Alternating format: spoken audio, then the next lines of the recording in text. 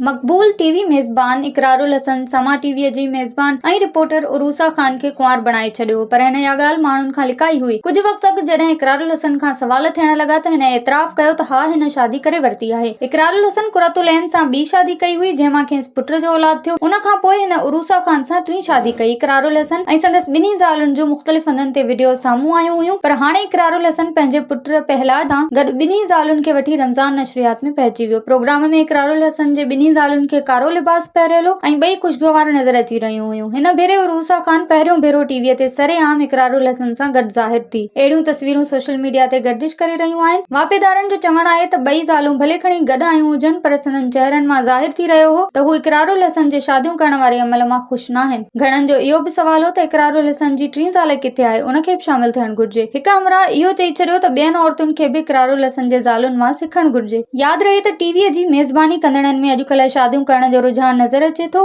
उन खां अॻु मशहूर मेज़बान आमिर लियाकत हुसैन हिक ॿिए पुठियां 3 शादियूं करे चुको हो, पर हिन आख़िरी वक़्तु सदमनि में गुज़ारियो हो।